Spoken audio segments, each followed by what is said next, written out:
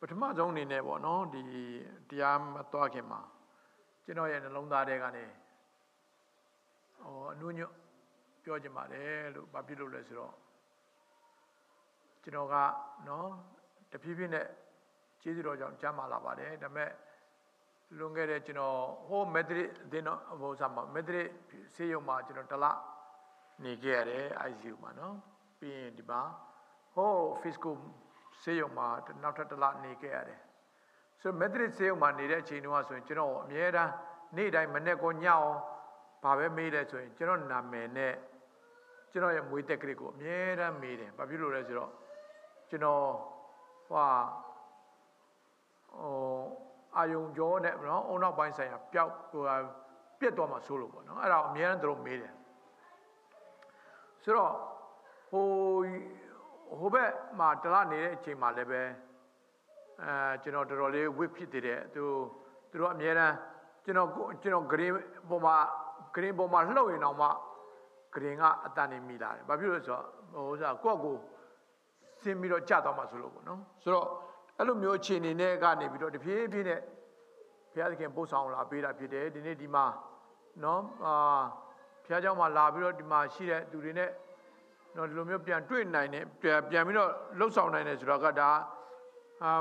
ဘုရားကျေးဇူးတော်ကြောင့်ဖြစ်တယ်နော်တဖြည်းဖြည်းနဲ့အခုတော့ recover ဖြစ်လာပါပြီကျွန်တော်အခုဆိုရင်တော့ဒုတ်လဲမကင်မနဲ့သွားနေရပြီပေါ့နော်စပြီးတော့ဒါပေမဲ့လူသေးတာပေါ့နော်တဖြည်းဖြည်းနဲ့အသင်းတော်မှာနော်ဝိညာဉ်တော်နဲ့ပြေဝဖို့ကျွန်တော်ပြောနေတယ်နော်ဆိုတော့ကျမ်းစာထဲမှာတစ်ခါလေကြားလို့ရှိရင်လော့ဆိုတဲ့ဟာတွေရှိတယ်လုတ်ရမယ်သူ့ရဲ့ယုံကြည်သူတွေကိုပေါ့နော်သူ့သားသမီးတွေကိုဒါတော့လုတ်ပါဆိုတဲ့ဟာတွေရှိတယ်တချို့ဟာတွေကြတော့လေဘုရားသခင်ကအားလုံးကတော့ကျေးဇူးတော်နဲ့ကျွန်တော်တို့ကိုဘုရားသခင်ကလှုပ်ခွင့်ပေးတာပါဒါပေမဲ့လော့ဆိုတဲ့ဟာတွေကတော့လုတ်ပါဆိုတဲ့ဟာတွေတော့ကျွန်တော်ကျမ်းစာထဲမှာအများကြီးကျွန်တော်တွေ့နေရတာဖြစ်ပါတယ်ဝိညာဉ်တော်နဲ့ပြေဝဖို့ဆိုတာလည်းပဲဝိညာဉ်တော်နဲ့ပြေဝကြလောနော်ပြေဝဖို့အတွက်ကျွန်တော်တို့ကဘာလုပ်ရမလဲဆိုရင်လှုပ်ဖို့အတွက်ဘုရားရှင်ကကျွန်တော်တို့ကိုတောင်းဆိုထားတာဖြစ်တယ်ဆိုတော့ဘလို့ဖြစ်ကျွန်တော်ဘာခံစားလဲဆိုရင်မုန်တိုင်းကြတဲ့အချိန်တော့ကျွန်တော်တို့တော်တော်လေးခက်ပါတယ်လေတွေတိုက်တယ်လက်စစ်တွေလက်တယ်နော်မျိုးပေါ့နော်ကျွန်တော်မုန်တိုင်းကြတဲ့အချိန်တော့တော်လေးဆိုးရပါတယ်ဒါပေမဲ့မုန်တိုင်းပြီးသွားတဲ့အချိန်မှာတော့အားလုံးကပြောင်းလဲသွားပါတယ်လို့နော်ကောင်းနေပြန်သားလာပါတယ်အခုချိန်ကျွန်တော်သက်တာမှာလည်းကျွန်တော်တို့ဒီမှာလည်းပဲမုန်တိုင်းကြတဲ့အချိန်တို့ဖြစ်တဲ့အခါမှာကိုအဖြစ်နော်ဝိညာဉ်တော်သွန်းလောင်းခြင်းကိုမရတတ်စေပါနဲ့နော်ကိုအဖြစ်ဝိညာဉ်တော်စီစဉ်မှုကိုမရတတ်ဘုရားကကျွန်တော်ထဲမှာ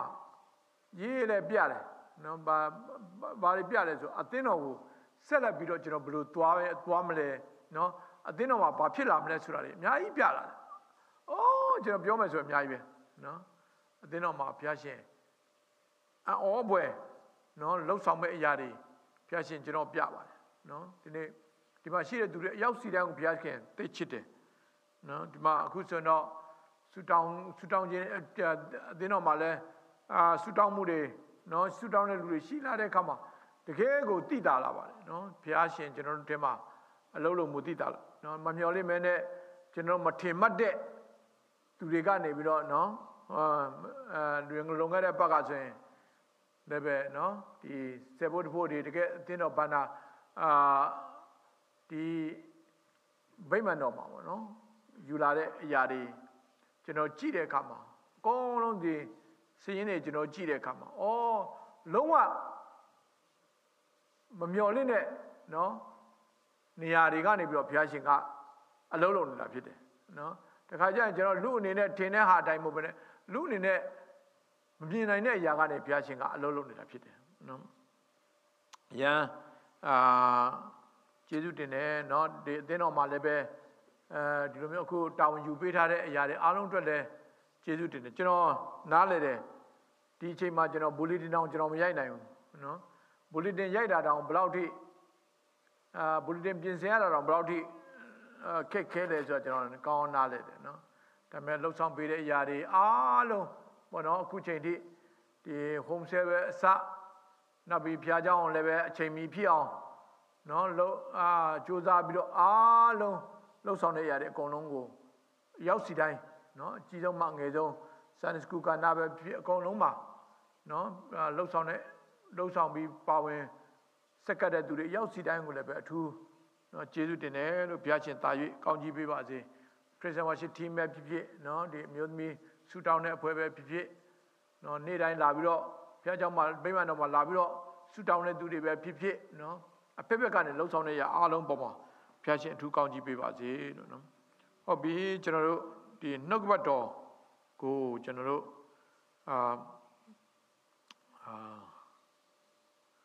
သွားရအောင်နှုတ်ကပတ်တော်သွားဒီတပတ်ထဲမှာဘုရားရှင်ကျွန်တော်ပြောတဲ့အရာလေးနော်တကယ်ကိုထူဆန်းပါတယ်နောက်ပြီးဒီနေ့မနေ့ဒီ chairman ကနေစပြီးတော့နှုတ်ကပတ်တော်ဖတ်တဲ့အရာကနေ present worship ဥဆောင်လာတဲ့တောက်လျှောက်ကဘာလဲဆိုအားလုံးကတိုင်ပင်ထားသလိုပဲဘုရားအလုပ်လုပ်တာအရန်သိတာလေသူ့ရဲ့ဘုရားရဲ့ကိုယ်ခန္ဓာယေရှုခရစ်တော်ရဲ့ကိုယ်ခန္ဓာဖြစ်တဲ့အသင်းတော်မှာဘုရားသခင်ဘာဖြစ်ခြင်းလဲဆိုတာနော်တလုံးလုံးဟာဒီဘုရားသခင်ကပြုစုပေးတာဖြစ်တယ်ဆိုတော့ဒီကျွန်တော်ထဲမှာတကယ်ဘုရားသခင်အလုပ်ဒီတစ်ပတ်လုံးမှာဘာအလုပ်လုပ်လဲဆိုရင်သူ့ရဲ့တနာခြင်းဂရုဏာတော်အကြောင်းစဉ်းစားဆင်ခြင်စေတယ်နော်ဆိုတော့တနာခြင်းဂရုဏာနော်ဒီနေ့ကျွန်တော်ကျမ်းစာဖတ်သွားတဲ့ဟာတွေရောနော် present watch ကျွန်တော်ဆိုသွားတဲ့အရာတွေအားလုံးကလည်းပဲဒါနဲ့ပဲကျွန်တော်တို့ဆင်ခြင်အောင်မေးဖို့အတွက်ဘုရားကျွန်တော်ဆင်ခြင်တဲ့အခါမှာတကယ်ကိုဘုရားကိုကျေးဇူးတင်တယ်နော်ဆိုတော့အရင်ဆုံးကျွန်တော်တို့နှုတ်ကပတ်တော်နော်ဖတ်ရအောင်စာလံကျမ်းအခန်းကြီး၈မှာနော်ငယ်၄လောက်ကနေ3ကနေစဖတ်မယ်ဆိုလို့ရှိရင်စာလံကျမ်းဟိုကနေဆရာမင်းရှင်းလောက်ဖတ်ပြပါငယ်3လောက်ကနေနော်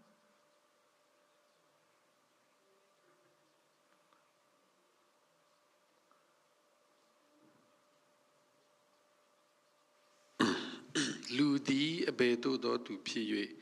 ကိုယ်တော်သည်အောက်မေ့တော်မူရသနည်းလူသားသည်အဘယ်သို့သောသူဖြစ်၍အကြည့်ရှုကြွလာတော်မူရသနည်းသူကိုကောင်းကင်တမန်တို့အောက်၌အနှဲငယ်နှိမ်ချတော်မူပြီးsorry သူဤခေါင်းကိုဘုံအတရီတော်နှင့်ပတ်ရတော်မူပြီးဖန်ဆင်းတော်မူသောအရာများကိုအုပ်ဆိုးစေ၍တိုးနွားအစရှိသောမြေတရိษံမိုးကောင်းကင်ငှက်ပင်လယ်ငါးနှင့်ပင်လယ်လမ်း၌တွားတတ်သောတရိษံမှစ၍ခတ်သိမ်းသောအရာတို့ကိုသူဤခြေအောက်၌ချထားတော်မူပြီးအာမင်ရပြီ thank you အဲ့ဒီအငယ်3မှာဆိုရင်နော်အငယ်3လေးကိုတစ်ချက်လောက်လက်ညိုးတော်အလုတ်တီးဟုသောကိုတော်ဤမိုးကောင်းကင်ကို၎င်းပြင်ဆင်တော်မူသောလနှင့်ကျယ်များကို၎င်းအကျွန်ုပ်ဆင်ခြင်တော်ဟုတ်ပြီရပြီနော်ဆိုတော့ဒီမှာဖယားသခင်ကသူ့ရဲ့လက်ညိုးတော်နဲ့နော်မိုးကောင်းကင်ကြီးသူဖန်ဆင်းတယ်ကျယ်တွေလာတယ်ကျယ်တစ်လုံးကိုတောင်မှဒီနေ့လူတွေကဘယ်သူမှရောက်အောင်မသွားနိုင်ပါဘူးကျယ်တွေဘလောက်အများကြီးရှိတယ်လေဒီနေ့စကြဝဠာကြီးကိုကျွန်တော်ကြည့်တဲ့အခါမှာဘုရားသခင်ဖန်ဆင်းထားတဲ့အရာတွေအလွန်မတန်မှနော်ကြီးမြတ်လွန်းပါတယ်အဲ့ဒီလောက်ကြီးမြတ်လွန်းတဲ့ဘုရားသခင်ကကျွန်တော်လိုမျိုးလူကိုတင့်လိုမျိုးလူကိုတယောက်ချင်းကိုဘယ်လိုလုပ်ဂရုစိုက်နိုင်မှာလဲကျွန်တော်စဉ်းစားမယ်ဆိုရင်ဂရုစိုက်နိုင်ပါမလားဒါပေမဲ့ဘုရားသခင်ကနော်ဘာပြောလဲဆိုရင်မင်းတို့ပေါ်မှာတဲ့နော်လူသားကိုဘုရားသခင်ကဖန်ဆင်းတဲ့အခါမှာဒီတိရစ္ဆာန်သူတခြားဖန်ဆင်းတဲ့အရာတွေအားလုံးကိုလည်းအုပ်ဆိုးစေတယ်ပင်လယ်ထဲရေထဲမှာရှိတဲ့ငါးတွေကိုလည်းပဲအုပ်ဆိုးစေတယ်လူကိုဘုရားသခင်ကဘုံနဲ့ရစ်ပတ်တယ်ပြီးရင်လူကိုသူ့ရဲ့တနာခြင်းဂရုဏာနဲ့အမြဲတမ်းစောင့်ရှောက်ပေးတယ်ကျွန်တော်ဘဝမှာဘာကိုခံစားရလဲဆိုရင်တကယ်တော့ကျွန်တော်ဖြစ်တဲ့အရာက ဒီထက်အများကြီးဆိုးရွားနိုင်တဲ့အရာတွေအများကြီးရှိတယ်တဘောကနော်ဆရာဝန်တွေကကျွန်တော် checking လုပ်တဲ့အခါမှာနော်အရင်တော့ကကျွန်တော်တို့သတိမထားခဲ့တဲ့အရာတွေထိခဲမလုပ်ခဲ့တဲ့အရာတွေကြောင့်ဒီစီးကြိုတွေသွေးတိုးတွေကြောင့်နော်ကျွန်တော်ဘာဖြစ်နိုင်လဲဆိုရင်ကလိစာတွေထိနိုင်တယ်မျက်စိကွယ်သွားနိုင်တယ်အော်ပြောမယ်ဆိုအများကြီးပေါ့နော်နောက်ဆုံးဒီလိုမျိုးဖြစ်ပြီးတဲ့အခါမှာလည်းပဲဒီကိုလက်တွေကကျွန်တော်ဟိုဒီ physical ဆေးရုံမှာဆိုလို့ချင်းအများအားဘာမေးလဲဆိုရင်နာသလားကြိုက်သလားအများအားမေးတယ်ဒါပေမဲ့ကျေးဇူးတော်ကြောင့်ကျွန်တော်အဲ့လိုမျိုးနာတာကြိုက်တာမရှိဘူးဒါရီစဉ်းစားတဲ့အခါမှာဘာလဲဆိုဩဘုရားကကြည်စံ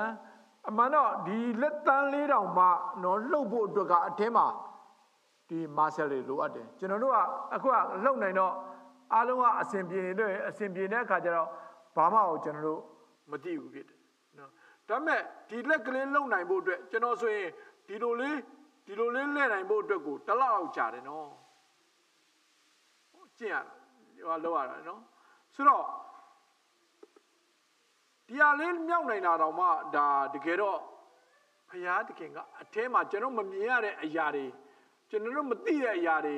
ကျွန်တော်အုံနောက်မှာနော်လူအကြောင်းကျွန်တော်အုံနောက်အကြောင်းတွေကျွန်တော်တို့မှာလေ့လာရတယ်နော်ဟိုမှာစေးမှာ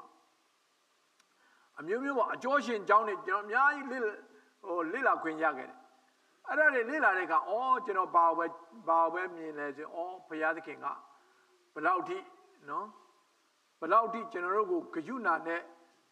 ကျေးဇူးတော်နဲ့ကျွန်တော်တို့ကိုရစ်ပတ်ထားတယ်လေဘယ်လောက်ထိကျွန်တော်တို့ကိုနော်ဘုရားသခင်ကစိတ်ဝင်စားလဲဆိုတာနော်ဒီဟာလေးပို့ပြီးတော့သတိရလာတယ်တခါကျရင်ကျွန်တော်အမှုမဲ့မမဲ့နေတတ်တယ်ငါအသက်ရှင်တာပဲကွာငါဘာအပြစ်မလုပ်ပါဘူးကွာငါအေးစင်းနေတာပါဆိုပြီးတော့ဒါပေမဲ့အားလုံးကနော်ဂယုဏတော်ကျေးဇူးတော်တက်ကြောင့်ဒီအကျော်အရှင်တွေအားလုံးလည်းပဲကျွန်တော်လုပ်နေရတာဖြစ်တယ်တကယ်တော့ဘုရားသခင်ကလည်းဘုရားသခင်ကသူတခြားရတယ်ခုနနော်ပြောလို့ပဲတခြားရတယ်ဖန်ဆင်းတဲ့အခါမှာဖြစ်စေနေပဲဖန်ဆင်းတာရှိဖို့အတွက်ပဲဖန်ဆင်းတာဖြစ်တယ်ဒါပေမဲ့လူကိုဖန်ဆင်းတာကျတော့သူနဲ့အတူနေဖို့အတွက်ဖန်ဆင်းတာဖြစ်တယ်ဟာလေလုယာသူနဲ့အတူနေဖို့အတွက်ဖန်ဆင်းတာဖြစ်တယ်သူနဲ့အတူနေစေခြင်းနဲ့အာရန်ကြီးကိုလည်းပဲသူနဲ့အတူနေစေခြင်းနဲ့နော်တပည့်တော်တွေကိုယေရှုခရစ်တော်ကရွေးကောက်တဲ့အခါမှာဘာအတွက်ရွေးကောက်တာလဲသူနဲ့အတူနေဖို့အတွက်ရွေးကောက်တာဖြစ်တယ်ဆိုတော့ဒီနေ့ဘုရားသခင်ကလည်းပဲเนาะဒီနေ့ကျွန်တော်အသက်တာမှာလည်းပဲဘာကျွန်တော်ခံစားရလဲဆိုရင်ဘုရားရှင်ကျွန်တော်ခေါ်တာကသူနဲ့အတူနေဖို့အတွက်ခေါ်တာဖြစ်တယ်သူနဲ့အတူရှိဖို့အတွက်ဘုရားသခင်ကကျွန်တော်ခေါ်နေတာဖြစ်တယ်เนาะကျွန်တော်သိရတယ်เนาะဒါကြောင့်ကျွန်တော်မှာเนาะအမျိုးမျိုးဖြစ်နိုင်တဲ့ထဲကနေအမျိုးမျိုးပျက်စီးနိုင်တဲ့ထဲကနေအားလုံးဘုရားသခင်ကျွန်တော်အခုချိန်ဆိုရင်တွေးစစ်တယ်နော်ဒီတခြားတဲ့အကုန်အခုချိန်ဆိုတော့နော်ဒီဟိုပါဘောနော်တွေးပေါင်ချိန်တို့ဒီစီးကြိုတို့လည်းကျွန်တော်စစ်ရအကုန်လုံးရင်တော့ဆိုတော့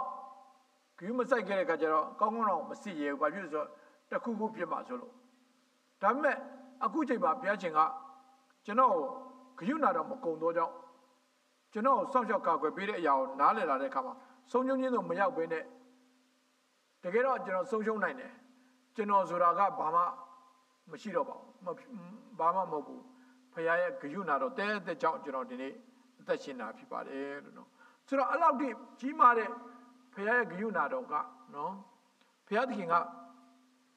ကျွန်တော်ဒီမှာသားသမီးတွေရလာတယ်နော်သားသမီးတွေရလာတော့ဒီသားသမီးတွေစကားပြောလာမှာကိုကျွန်တော်တို့အယံမျှော်လင့်ကြတယ်စောင့်စားကြတယ်နော်ဒါပေမဲ့သားသမီးတွေကစကားပြောတတ်တဲ့အရွယ်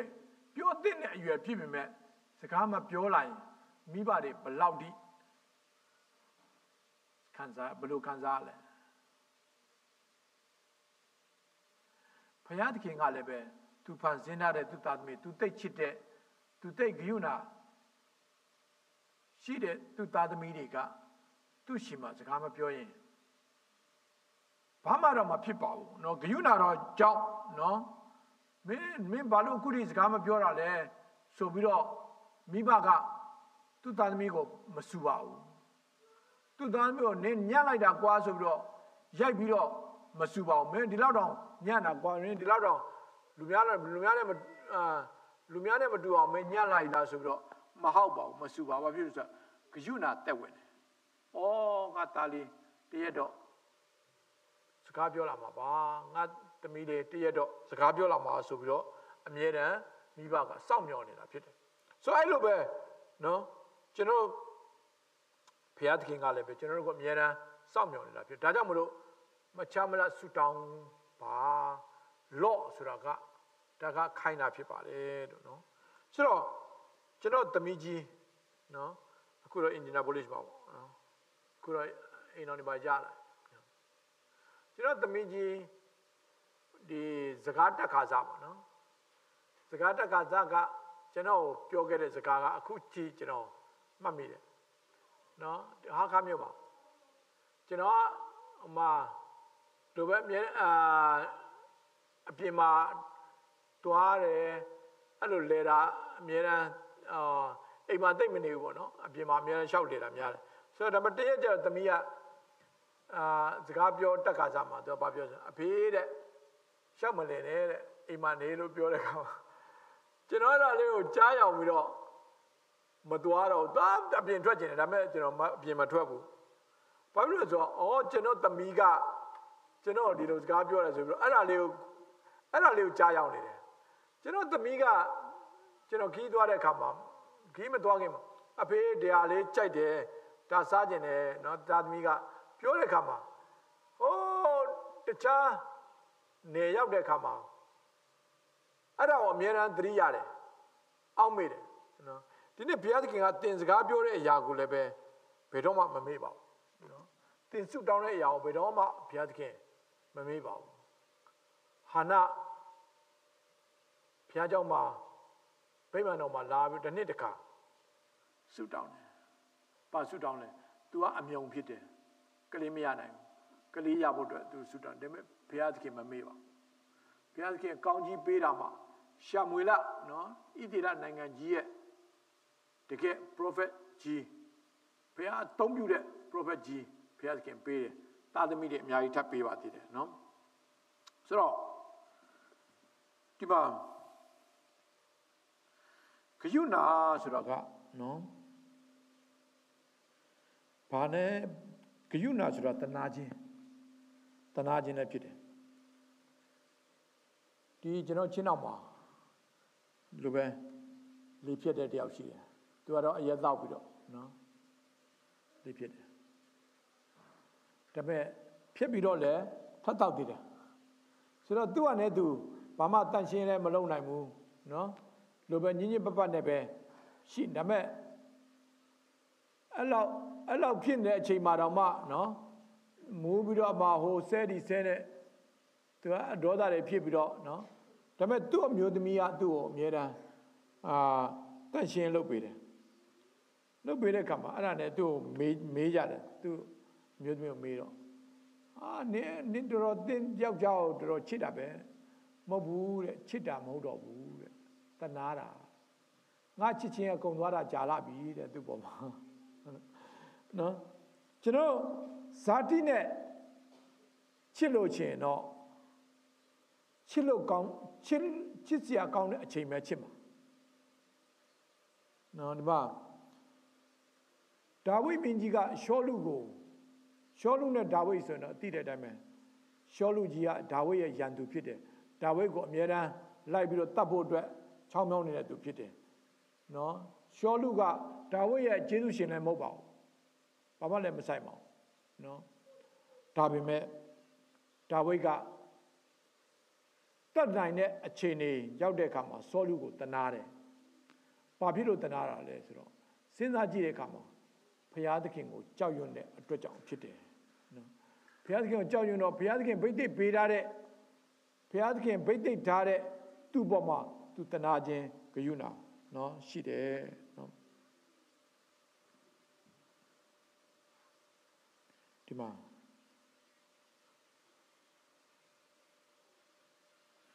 တကယ်တော့ကျွန်တော်လည်းခုချိန်ဆိုတော့လုံးဝချစ်စရာမကောင်းတော့ပါဘူးဘာမှလုံနိုင်တာမရှိဘူးသူများကိုကူညီနိုင်တယ်လည်းမရှိပါဘူးနော်အခုဒီမှာကျွန်တော်ဇနီးတဲ့ဆိုရင်လည်းကျွန်တော်ပြုစုရတယ်နော်ဒီတကယ်ဆိုတော့အကုန်လုံးလုပ်ပေးရတယ်နော်ဆိုတော့တကယ်ဆိုတော့ကျွန်တော်ကချစ်စရာမကောင်းတော့ပါဘူးနော်ဆိုတော့ဗာပြောလဲဆိုအော်နင်ကဘုရားမှုတော်ဆောင်ဆိုတော့ဘာပဲဖြစ်ဘုရားကိုကြောက်တဲ့စိတ်နဲ့ဘုရားကိုချစ်တဲ့စိတ်နဲ့နော်ကျွန်တော်အမြဲတမ်းခုချိန်ဒီအကောင်းဆုံးနော်ကျွန်တော်ကြည့်ရှုပေးတာဒါဟာလည်းပဲတကယ်တော့နော်ဘုရားရဲ့ဂရုဏာတော်ကိုကောင်းကောင်းသိပြီးမှပဲနော်ရရှိတာဖြစ်တယ်လို့ကျွန်တော်ယုံကြည်ပါတယ်နော်ဆိုတော့ဟုတ်ပြီနော်ဒီမှာရှင်ယောဟန်အခန်းကြီး73ငွေ30နဲ့မှ4မှာဘာပြောထားလဲဆိုရင်ရှင်ယောဟန်အခန်းကြီး73ငွေ34တရားလေးကိုနော်ကျွန်တော်တို့ဟောဖြစ်ရင်ကျွန်တော်တို့အားလုံးအတူတူကဖတ်ရအောင်နော်အတူတူကဖတ်ရအောင်အားလုံးအတူတူကဖတ်အောင်တင်တို့သည်အချင်းချင်းတရားကိုတရားချစ်ကြလောငါသည်တင်တို့ကိုချစ်သည်နီးတူအချင်းချင်းချစ်ကြလောဟုပညာတစ်ကိုပေး၏ဟုတ်ပြီဒီမှာယေရှုခရစ်တော်ကိုယ်တိုင်ပြောတဲ့စကားဖြစ်ပါတယ်အဲ့ဒီဟာကိုကျွန်တော်ဆင်ခြင်အောင်မိတယ်ငါသည်တင်တို့ကိုချစ်သည့်အတိုင်းအချင်းချင်းချစ်ကြပါဖခင်ရဲ့ဘုရားသခင်ရဲ့ကိုယ်ခန္ဓာဖြစ်တဲ့အသင်းတော်မှာဘယ်လိုချစ်ရမလဲတယောက်နဲ့တယောက်ဘယ်လိုတွားရမလဲဆိုတာเนาะခုနကတော့ဘုရားသခင်ကကျွန်တော်တို့ကိုဘယ်လောက်ထိဂရုဏာထားပြီးတော့ချစ်တယ်လဲဆိုတာကျွန်တော်ကြည့်တာဖြစ်တယ်เนาะဆိုတော့ဒီမှာအသင်းတော်မှာလည်းပဲဒီမှာယေရှုခရစ်တော်ကသူ့ရဲ့ကိုယ်ခန္ဓာဖြစ်တဲ့အသင်းတော်မှာအချင်းချင်းဘယ်လိုချစ်ရမလဲဆိုရင်ငါချစ်တယ်လို့အဲ့ဒီမှာကျွန်တော်စဉ်းစားတယ်နော်ယေရှုခရစ်တော်ခုနကတော့ချမ်းမန်လောက်တဲ့နော်သူကဖတ်သွားတယ်ယေရှုခရစ်တော်ဘယ်လိုချစ်တာလဲအပြစ်ရှိစဉ်ပင်တယ်ချစ်စရာမကောင်းတဲ့အချိန်မှာပင်တယ်ချစ်တာဖြစ်တယ်အဲ့ဒါယေရှုခရစ်တော်ရဲ့အချစ်နဲ့ချစ်တာဖြစ်တယ်ကျွန်တော်တို့ဇာတိနဲ့ဆိုတော့ချစ်စရာကောင်းတဲ့အချိန်ပဲကျွန်တော်ချစ်တယ်ချစ်စရာမကောင်းရင်မချစ်တော့ဘူးဒါပေမဲ့ယေရှုခရစ်တော်ရဲ့ချစ်ချင်းမေတ္တာနဲ့ကျွန်တော်ဘယ်နှယောက်ကိုချစ်ဘူးတလဲကျွန်တော်ကြည့်အောင်နော်ကိုယ်အကျိုးအတွက်မပါဘူးဆိုရင်ကျွန်တော်တို့မချစ်တော့ဘူးဇာတိနဲ့ချစ်တာကြတော့ကျွန်တော်ကြိုးစားပြီးတော့ချစ်တာဖြစ်တယ်ဒါပေမဲ့ခရစ်တော်ရဲ့မေတ္တာနဲ့ချစ်တာကြတော့ပေးဆက်ပြီးတော့ချစ်တာဖြစ်တယ်ဇာတိနဲ့ကြတော့အားမှပဲလုံနိုင်မှပဲအစဉ်ပြေမှပဲချစ်တာဖြစ်တယ်နော်ဒါပေမဲ့အသင်းတော်မှာရှိတဲ့နော်ယုံကြည်သူတွေကိုဘုရားသခင်ကဒီနေ့ကျွန်တော်တို့အသင်းတော်မှာလည်းနော်ဘုရားသခင်ကယေရှုခရစ်တော်ရဲ့မေတ္တာနဲ့တယောက်နဲ့တယောက်ချစ်ဖို့အတွက်ဒီနေ့နော်စကားပြောနေပါတယ်နော်ယေရှုခရစ်တော်ကကောင်းကင်နိုင်ငံသားဖြစ်ရတဲ့ဘုရားရဲ့သားဖြစ်ရတဲ့လူဇာတိကိုဘာဖြစ်လို့ခံတာလဲလူလိုကိုချင်းစာနိုင်ဖို့အတွက်နော်လူကိုစာနာတတ်ဖို့အတွက်တနာတယ်ဆိုတာကကိုယ်တိုင်စာနာမှတနာတာနော်မစာနာဘဲနဲ့မတနာပါဘူးတနာခြင်းကဘယ်ကနေလာလဲဆိုမတနာရင်တော့အမြဲတမ်းဘာဖြစ်နေလဲဆိုရင်တနာမှုမရှိဘူးဆိုလို့ရှိရင်တော့ကျွန်တော်မစာနာလို့ဖြစ်တယ်နော်ဆိုတော့ဒီမှာယေရှုခရစ်တော်သူ့ကားတိုင်းပေါ်မှာရိုက်တတ်တဲ့အချိန်မှာနော်ယေရှုဆက်ကားတိုင်းပေါ်မှာရိုက်ခါတဲ့အချိန်မှာယေရှုခရစ်တော်ဘာလုပ်လဲသူ့ကိုရိုက်တဲ့သူတွေရဲ့အတွက်ဆုတောင်းပေးတယ်သူတို့အပြစ်ကိုခွင့်လွှတ်ပေးပါ သူတို့ပြစ်ကိုခွင့်လွှတ်ပေးပါနော်သူတို့နားမလည်လို့သူတို့လုံနေတာဖြစ်ပါတယ်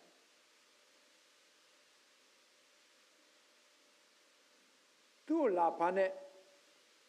စစ်သားယေရှုခရစ်တော်ကိုလာဖမ်းတဲ့စစ်သားနော်ပေတရုကဓာတ်နဲ့နေရွက်ကိုခုတ်လိုက်တယ်နော်ယေရှုဘာလို့လဲသူ့ကိုလာဖမ်းတဲ့စစ်သားရဲ့နေရွက်ကိုပြန်ပြီးတော့ကြမ်းမာခြင်းပေးတယ်ဒါကယေရှုရဲ့ချစ်တဲ့မေတ္တာဖြစ်တယ်ကျွန်တော်ဘယ်နှယောက်သောသူကိုဒီနေ့နော်ဒီနေ့ခရစ်တော်ရဲ့ကိုယ်ခန္ဓာမှာဘယ်နှယောက်သောသူကိုယေရှုရဲ့မေတ္တာနဲ့သင်ချစ်ဘူးလဲ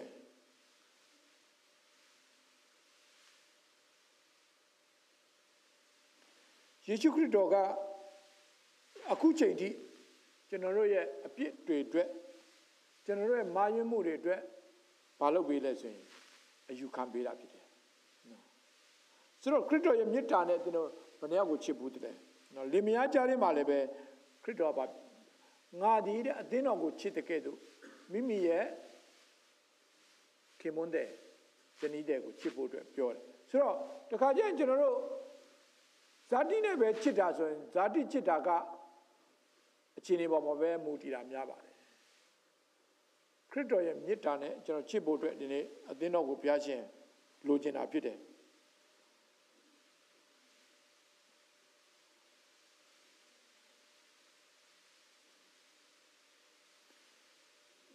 ကျွန်တော်ကိုယ်တိုင်လည်းပဲနော်အရင်တော့ကတော့အာကိုလို့ရလို့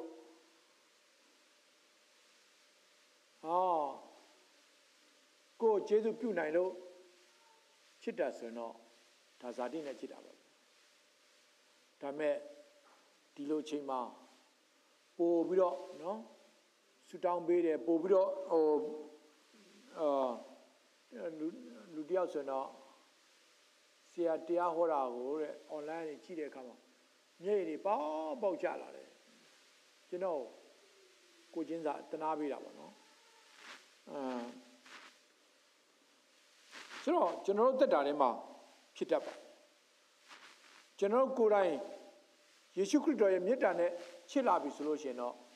တနာတတ်လာတယ်တခါပေးဆက်နိုင်လာတယ်တရားရကျွန်တော်ဇာတိနဲ့ချစ်တယ်ဆိုရင်ဇာတိနဲ့ဆိုတော့ကျွန်တော်လက်ဆောင်ပေးရင်တော့မှကို့မှာပို့တဲ့ဟာကို့မှာမလိုအပ်တော့တဲ့ဟာပဲလက်ဆောင်ပေးပါတယ်နော်ဒါပေမဲ့ကိုတကယ်ချစ်တဲ့သူကြတော့ဘာဖြစ်လာလဲတီးတန့်ကိုကျွန်တော်တို့နော်သူဘာလိုချင်မလဲသူဘာလိုအပ်တယ်လဲဆိုတာကိုကြည့်ပြီးတော့ကျွန်တော်ပေးတတ်တယ်နော်ဆိုတော့ခရစ်တော်ရဲ့မေတ္တာနဲ့ကျွန်တော်ချစ်ဖို့လိုအပ်တယ်ဆိုတော့ဒီဥစ္စာမှာ RV မှာကျွန်တော်နဲ့အတိပေါ့နော်ဒီဟာကမအတူနေခဲ့တဲ့အတိပေါ့နော်သူလည်းအဲ့ကောင်လေးလည်းသူကတော့ပိုလီယိုဖြစ်တော့ပြီးရင်လေပြတ်ထားတာသူလည်းလေပြတ်ထားတာကို9နှစ်လောက်ရှိပြီသူမသွားမလာနိုင်ဘူးဆိုတော့ဟိုဒီနေ့ကကျွန်တော်မျိုးသမီးနဲ့စကားပြောတဲ့အခါမှာနော်ကျွန်တော်ဘေးကနေကြားနေတယ်ဘေးကနေကြားနေတော့သူကဘာပြောလဲမရဲ့နော်ကျွန်တော်မျိုးသမီးကပြောပြတာပေါ့နော်ဒီလိုကိုခါနယ်တွေကိုနှိပ်ပေးတယ်ပါညာပေါ့နော်အဲ့ဒါငါတို့ယူရလည်းရှိတယ်ပါညာပြောအမရဲ့တဲ့ကျေးဇူးပြုပြီးတော့ဒီဘက်ထဲမှာပဲပြကျွန်တော်ဟိုလို့စီစဉ်ပေးပါအောင်ဆိုပြီးတော့အဲ့လိုပြောတဲ့အခါမှာကျွန်တော်အားခံစားရတယ်ဘာလို့လဲဆိုတော့ကျွန်တော်ကောင်းကောင်းနားလဲတယ်ကျွန်တော်ကိုယ်တိုင်ခံစားဘူးတဲ့အခါမှာနားလဲတယ်ဆိုပြီးတော့သူ့ကိုကျွန်တော်တနာလဲတနာတခါကျရင်ကျွန်တော်တို့ကနော်ကျွန်တော်ကိုယ်တိုင်မခံစားလို့ရှိရင်ကျွန်တော်တို့တနာတယ်ဆိုတာလဲတခါကျရင်အပေါ်ရမယ်ဖြစ်တတ်တယ်ကျွန်တော်တို့ကိုယ်တိုင်ခံစားဘူးတဲ့အခါမှာနော်ကျွန်တော်ပို့ပြီးတော့နားလဲလာတယ်ကျွန်တော်မိဘတွေဆုံးသွားပြီဖြစ်တယ်ကျွန်တော်မိဘတွေဆုံးသွားပြီးတဲ့နောက်ပိုင်းမှာမိဘတွေဖျားနာတာမျိုးတို့နော်မိဘတွေဆုံးသွားတာမျိုးတို့ကျွန်တော်တို့ညီကောင်မောင်တို့တွေမှာ ကြားသိရရင်ကျွန်တော်ခံစားရတယ်စိတ်နှလုံးထဲကနေတကယ်လိုက်လဲဆိုတာခံစားရတယ်နော်ဆိုတော့တခါကျရင်ကျွန်တော်တို့ရဲ့အတွေ့အကြုံကပဲကျွန်တော်တို့ကဘာဖြစ်လဲဆိုရင်ကျွန်တော်ကိုသင်ပေးသွားတာဖြစ်တယ်ဆိုတော့ဒီကျွန်တော်တို့နောက်ပိုင်းဆိုရင်နော်ကျွန်တော်ဘုရားကျောင်းမှာဒီကျမ်းမာရေးပညာပေးလောက်တာဒီလဲကျွန်တော်လောက်လာမယ်နော်နောက်ဆိုရင်ကျွန်တော်ဒီမှာလည်းပဲအကောင်းဆုံးဒီမှာကျွန်တော်တို့volunteer လုပ်ပေးနေတဲ့လူတွေရှိမှာပါနော်ကျွန်တော်ဒီမှာတွေးပေါက်ချိန်ပေးတာမျိုးတို့နော်လေးလည်းကျွန်တော်တို့ကောင်းကောင်းထိတ်ခဲလုပ်ကြမယ်ကျွန်တော်အများကြီးအစီအစဉ်အကုန်လုံးဆွဲထားတယ်ဆိုတော့ဘာဖြစ်လို့လဲဆိုရင်ကျွန်တော်စိတ်ထဲမှာကျွန်တော်လိုမျိုးဘသူကမှမခံစားစေချင်ဘူးကျွန်တော်လိုမျိုးဖြစ်မှလည်းကျွန်တော်အရန်စိုးရိမ်တယ်နော်ဆိုတော့ကျွန်တော်ဖြစ်ပြီးမှဒီလိုမျိုးစိတ်ပေါ်လာတာဖြစ်တယ်နော်ဆိုတော့ကျွန်တော်အငယ်ဆုံးသောသူတွေကိုတနာတက်တဲ့နော်အသင်းတော်ဆိုတာကကိုယ့်အကိုပဲ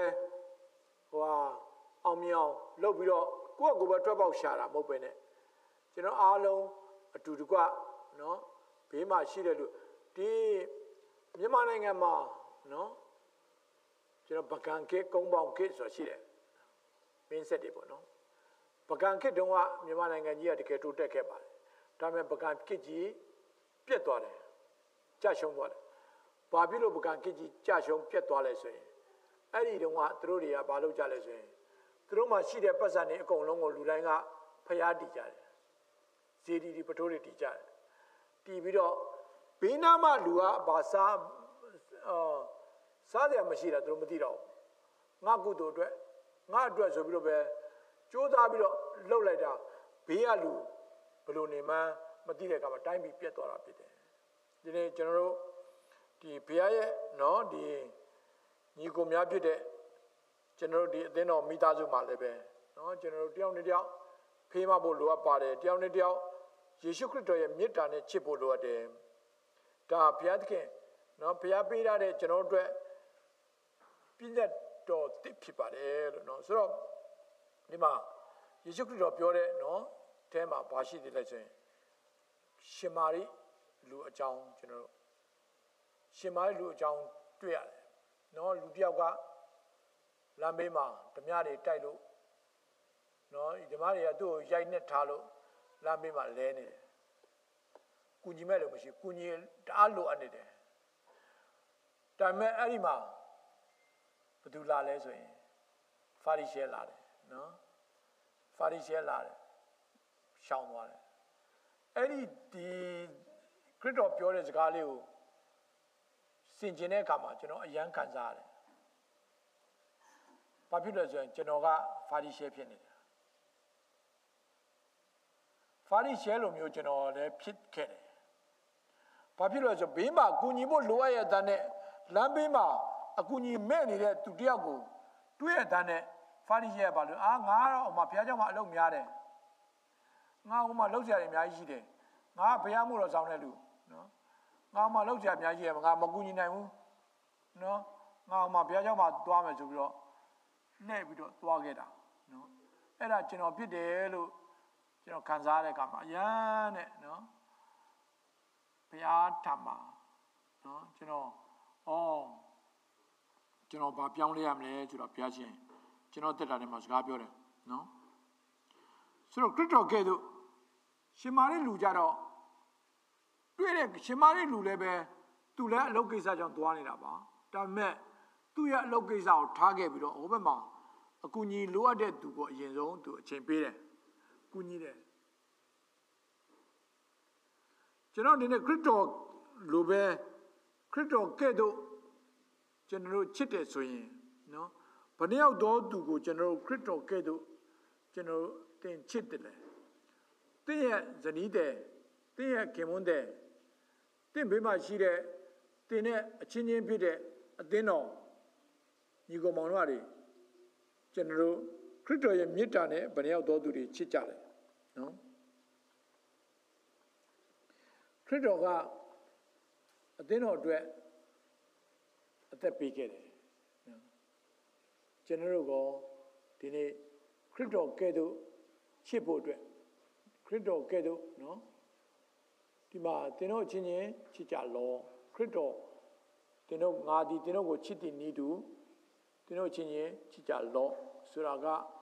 ဘုရားရဲ့အမိန့်ဖြစ်ပါတယ်နော်ဒါကကျွန်တော်ကိုလုပ်ရမယ်ပညာတိပေးလာတာဖြစ်ပါကျွန်တော်တခါကြောက်ရှင်ကျွန်တော်လုပ်တဲ့အရာတွေတခြားတွေကောင်းတဲ့အရာငါမှကောင်းတာတွေအများကြီးရှိပါတယ်ကွာ